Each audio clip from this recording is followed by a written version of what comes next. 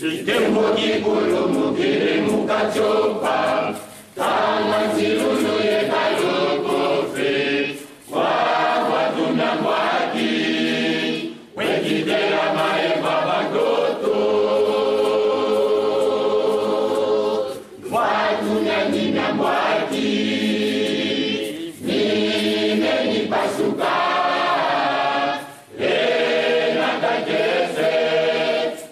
Kisoma kanza kizoye soba Mutangu yoyo Oya makala ya mongwaluara Oya makala ya mongwaluara Oya makala ya mongwaluara Inatela maesoba kisoma kanza Mutangu yoyo Oya makala ya mongwaluara Oya makala ya mongwaluara Oya makala ya mongwaluara Inatela maesoba kisoma kanza Umbwani na wakana Otombanga kuti Alanyaba kwa miti kajoti Anyama miti kabantu Umbwani na wakana Otombanga kuti Onyaba kwa miti kajoti Anyama miti kabantu Alamu tangu yoyo Oya makala ya mongwaluara Oya makala ya mongwaluara Oya makala ya mongwaluara Inatela maesoba kisoma kanza Asimu tangu yoyo Oya makala ya mongwaluara Oya makala ya mongwaluara Oya makala ya mongwaluara Inatela maesoba kisoma kanza Peuple congolais, mes chers compatriotes, le camarade Mao Tse-tung, un grand leader du tiers-monde, nous a appris les dictats suivants. Attaque ton ennemi. Il t'inflige un premier échec. Un premier échec. Le camarade Mao disait, attaque pour la deuxième fois ton ennemi. Il t'inflige un deuxième échec. Attaque pour la troisième fois ton ennemi. Il t'inflige un troisième échec. Continue d'attaquer ton ennemi jusqu'à sa défaite finale. Ainsi, j'ai demandé au peuple congolais, au Bakongo, au Bangala, au Baluba, au Baswahili, au Lunda, au Chokwe, au Batendela, à tout le peuple congolais de se lever pour attaquer Hippolyte Kanambe, notre ennemi commun. Le premier est Yoma. J'ai regretté que le peuple congolais n'a pas suivi mon mot d'ordre. Seuls les Bakongo et les adeptes de Burundi ont marché. Ainsi, nous sommes passés au deuxième Eyoma. Mais le deuxième Eyoma, Hippolyte Kanambe a fait venir beaucoup de militaires Tutsi rwandais. À tel point que Kinshasa est plein de militaires Tutsi rwandais. Comme on nous a dit qu'il a préparé un génocide de Bakongo, ces militaires Tutsi rwandais devraient s'attaquer en priorité au quartier habité par les Bakongo. Alors, un mot d'ordre secret a été donné aux Bakongo et aux adeptes de Bunabo de ne pas sortir. Les dieux de Moïla Congo, l'âme du peuple Congo, ont soutenu notre démarche en déversant une pluie diluvienne. Ainsi, le génocide de Bakongo a été évité d'être déclenché. Mais les troupes rwandaises que Hippolyte Kanambe a fait venir à Kinshasa sont toujours à Kinshasa. Ils sont toujours prêts à s'attaquer au Bakongo, aux adeptes de Bundiako. C'est pourquoi je demande à l'ONU de demander à ces troupes rwandaises de rentrer immédiatement au Rwanda. Mais puisqu'on venait de donner l'autorisation à l'ONU d'attaquer, je demande aux troupes de l'ONU d'attaquer ces Rwandais afin qu'ils rentrent au Rwanda.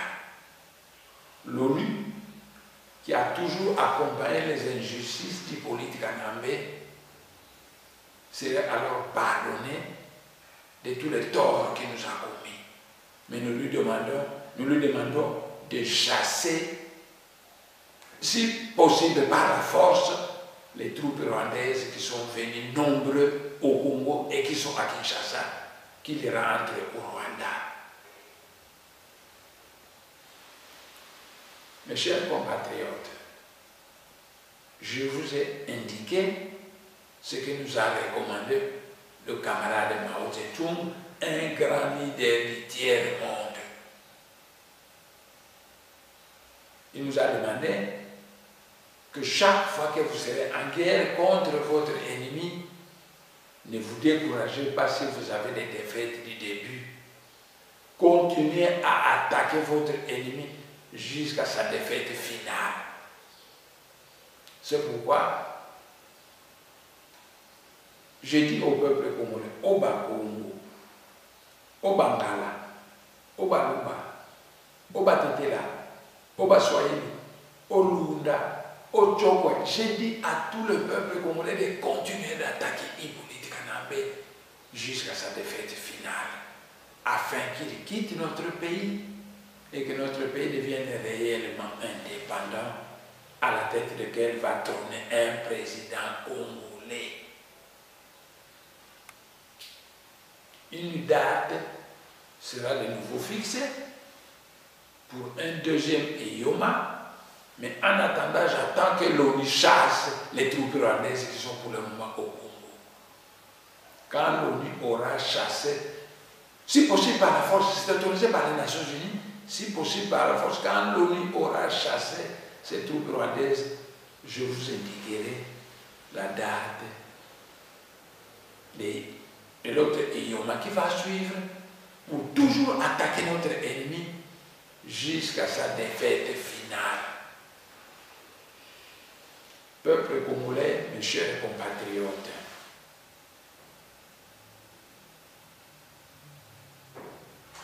et je m'adresse à la communauté internationale qui nous a imposé Hippolyte Kanambe.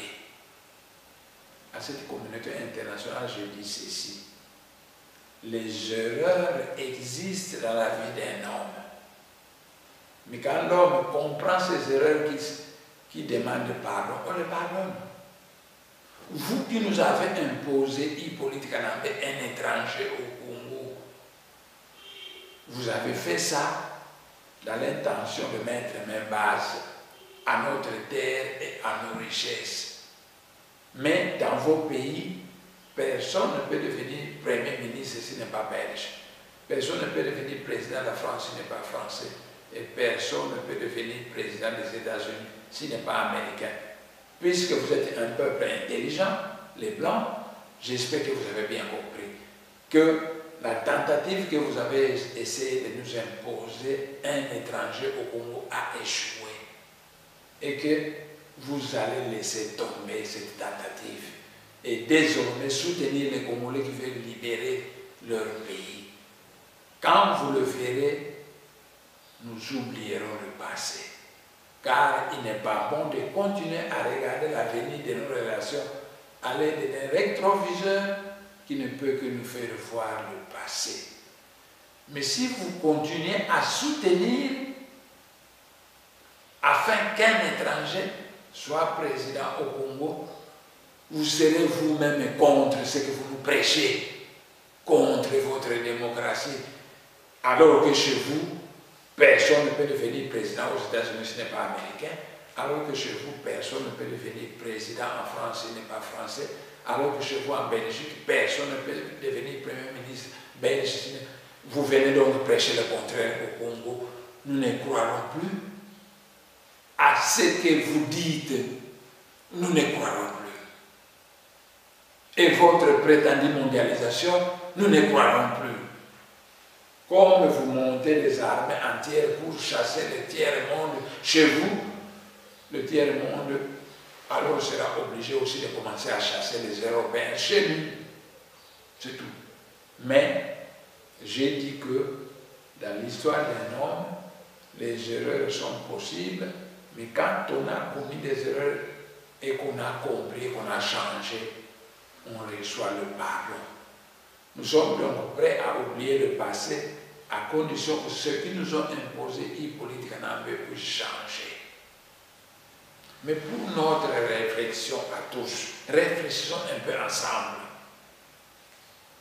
Je vous pose quelques questions et je vous donne des réponses. Qui Hippolyte Kanambe a attaqué avec des bombes? C'est l'honorable Mwandansé. Hippolyte Kanambe n'a pas attaqué les collabos Katumbi Moïse, avec lesquels ils font la mafia des minéraux katangais ensemble. Hippolyte Kanambe n'a pas attaqué les collabos de Félix Tshisekedi. Hippolyte Kanambe n'a attaqué pendant 3 semaines avec des armes de guerre que l'honorable grand maître Mwandansé.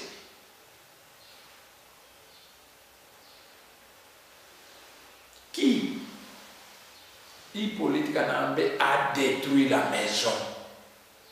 Mais il n'a pas détruit la maison de Katumbi Moïse.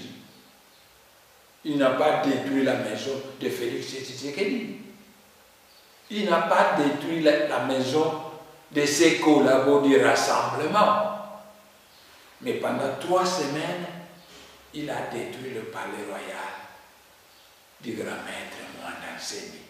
Les armes tonnaient à ma campagne et tout Kinshasa entendait ces armes. Même l'ambassade de Belgique entendait ces armes. Même l'ambassade de Belgique entendait ces armes. Alors que l'équation était facile pour la Belgique, ex-puissance colonisatrice, parce qu'il suffisait qu'elle dise le Rwanda au Rwanda, le Congo au Congolais, et l'équation est terminée. Il n'avait qu'à envoyer des paracommandos belges pour venir chasser Hippolyte Kanambe, qui connaît très bien que c'était Rwandais, et le problème est terminé. Mais la Belgique n'a pas fait ça. Au contraire, la Belgique a envoyé les paracommandos belges pour venir chercher le grand maître Mwandansé sur le plateau de Bateke. On a envoyé les paracommandos belges pour ça, afin de chercher à tuer le grand maître Mwandansé, qui est devenu l'espoir du peuple congolais. Naturellement, ils n'ont pas trouvé l'honorable Mwandansé, puisque le grand maître Mwandansé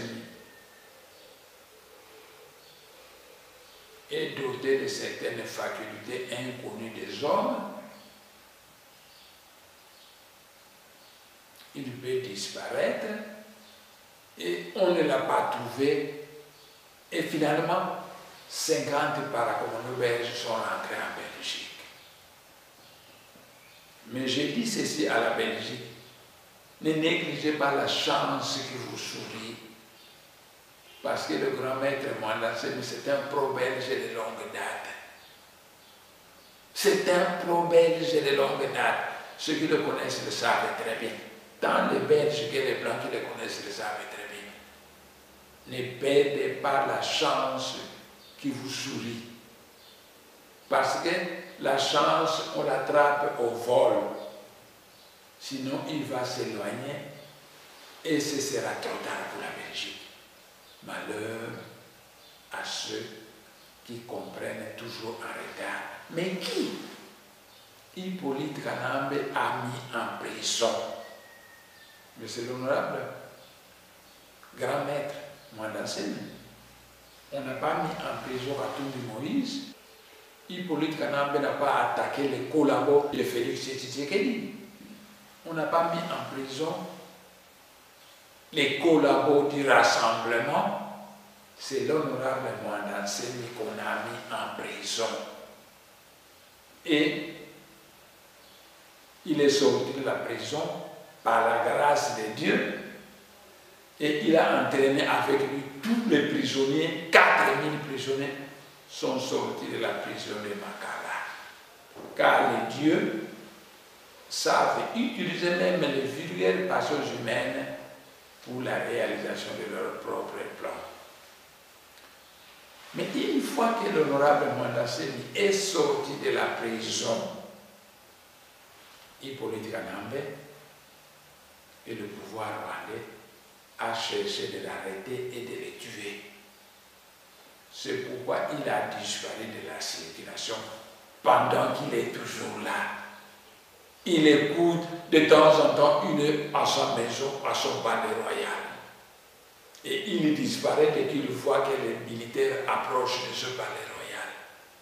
C'est tout.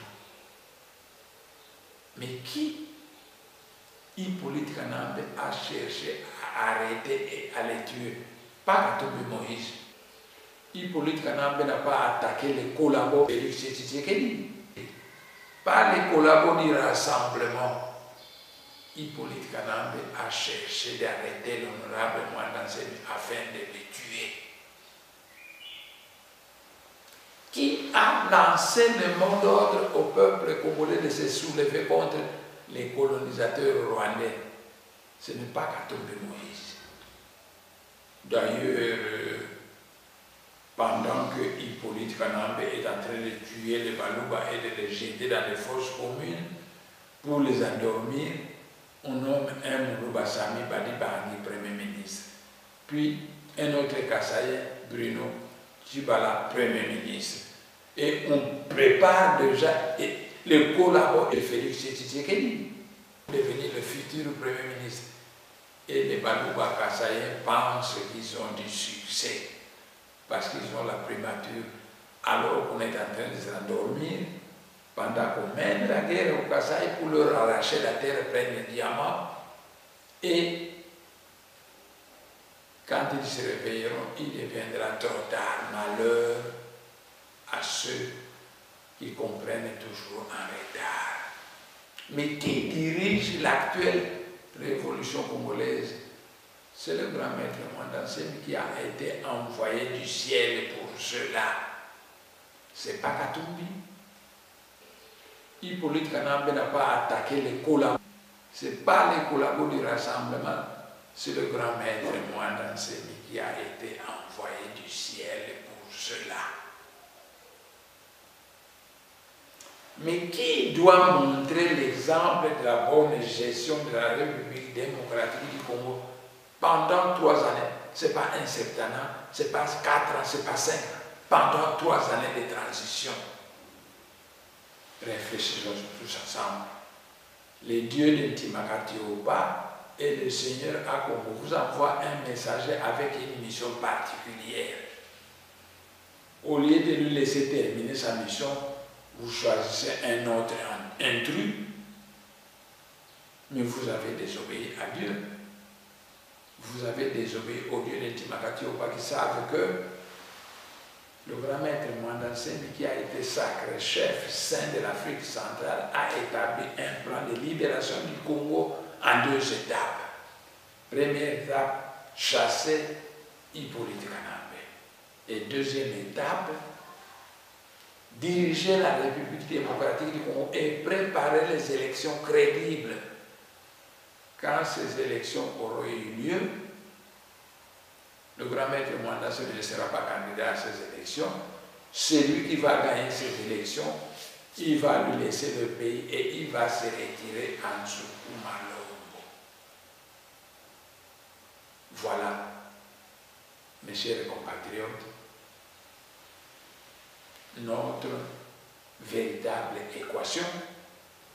Mais au peuple congolais, je dis ceci: suivez mes instructions.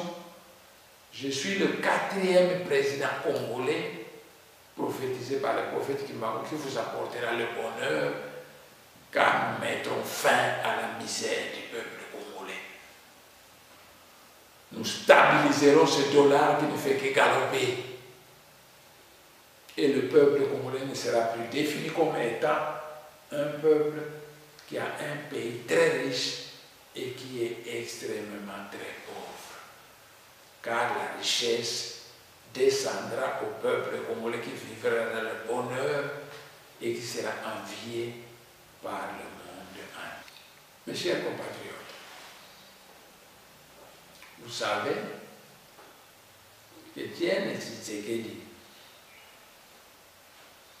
est un licencié en droit ou un docteur en droit, mais qui a été agent de la CIA et qui a passé tout son temps à flouer le peuple congolais et à servir l'étranger. Il a fait une opposition au service de l'étranger. Il n'a fait que décréter des journées mortes qui n'ont rien donné. Et après, il est mort. Mais son fils, Félix Tshisekedi, veut continuer le travail de son père de flouer le peuple congolais. Félix Tshisekedi n'aura pas la chance de son père de flouer encore le peuple congolais parce que le peuple congolais s'est réveillé. Il le connaît comme un collabo d'Hippolyte Kanambe. Un collabo d'Hippolyte Kanambe, le peuple congolais se lèvera contre Félix Tshisekedi. Et je regrette si les Balouba osent le défendre, le peuple congolais les matera. À défaut, nous les enverrons au sud du Kasaï être seuls. Et les Congo, les Bangala, les Mongo, les Lunda, les Chokwe, les Batetera resteront seuls dans la République démocratique du Congo où ils connaîtront le bonheur. Tandis que les Balouba Kasaïens iront au sud du Kasaï créer leur État et soutenir leur Félix Tshisekedi qui est un collabo de Kabila. La diaspora congolaise, je vous informe que je suis très fier de vous. Vos communautés respectives au pays, à part les Bakongo et les adeptes de Bunda, ne suivent pas mes mots d'ordre. Mais vous, la diaspora congolaise, vous suivez correctement mes mots d'ordre et je vous remercie sincèrement. Continuons à lutter pour libérer notre pays. Et je peux vous assurer que notre pays sera libéré. En janvier dernier, j'ai été nommé chef saint de l'Afrique centrale. Je n'ai pas été nommé seulement le chef des Bakongo, chef saint de l'Afrique centrale, c'est-à-dire le leader principal pour toutes les tribus bantoues de l'Afrique centrale. Je ne vous trahirai jamais. Je ne trahirai jamais le peuple congolais. Vous pouvez me faire confiance et ceux qui me connaissent savent que je le franc-parler, que j'ai toujours dit ce que je pense, que je suis quelqu'un qui respecte la parole donnée parce que tout grand initié Congo respecte la parole donnée. Comptez sur moi, continuez à travailler. Je vous assure que nous allons libérer notre pays, quelle que soit la douleur de vos communautés au pays. Mais continuez à réveiller vos communautés pour qu'ils suivent mon mot d'ordre. Cela va faciliter notre libération, la libération de la République démocratique du Congo, qui est aussi vaste que toute l'Europe. C'est un sous-continent. Mais regardez la Chine, c'est un pays vaste. Regardez l'Union soviétique, un pays vaste. Regardez les États-Unis, un pays vaste. La loi de la nature, c'est l'unité dans la diversité et l'autonomie de la diversité. Cela implique le fédéralisme véritable qui ne peut être appliqué par des lumumbistes imbus d'erreurs parce qu'ils ne seront jamais des véritables fédéralistes. Mais moi, je suis un véritable fédéraliste. Pendant ces 3 années de transition, nous allons instaurer le vrai fédéralisme au Congo qui apportera le bonheur du peuple congolais. Une fois de plus, je vous remercie de la diaspora. Continuez à lutter car notre lutte portera des fruits. Ingeta.